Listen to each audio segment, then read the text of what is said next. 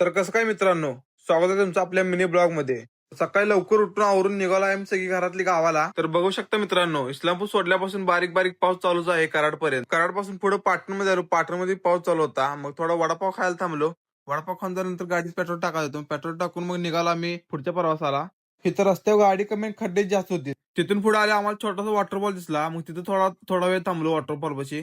Waterfall थांबून मग जरा भुरटा खाल्ला सगळ्यांचं खाऊन झाल्यानंतर आम्ही निघालो पुढच्या प्रवासाला. पुढचा प्रवास काय सगळा घाटाचा होता, त्यामुळे सगळं रस्त्यावर धुकत होतं. घाट मध्ये असं वाटत होतं की आभाळ रस्त्यावर उतरलंय, सगळं धुकं धुकं सगळं आभाळ उतरलंय वाटत होतं रस्त्यावर. घाट मध्ये सगळीकडे असं बारीक बारीक झरं होतं आणि वातावरण काय एक नंबर होतं घाटात.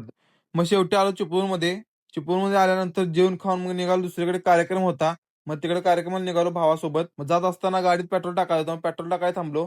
पेट्रोल टाकून झाल्यानंतर पुढे जाऊन जरा पाणी घ्यायला थांबलो गाडीवरनं. तर कुठं कार्यक्रम होता तिथं आलो. त्यांच्या घरात जाऊन मग काही गिफ्ट आणले, ते गिफ्ट देऊन मग आम्ही निघालो घरला.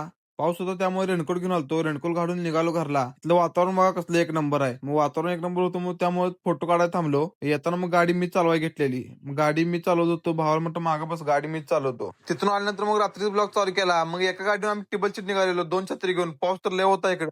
बजेट निघालेलं तेव्हा गाडीत पेट्रोल संपलं. मग दुसऱ्या भावाला बोलून मग गाडीला ढकलत पेट्रोल पंप आणली. मग याला म्हणतं पेट्रोल टाक, आम्ही जातो पुढं. तर मित्रांनो, ब्लॉग आवडला असेल लाईक शेअर कमेंट नक्की करा. धन्यवाद.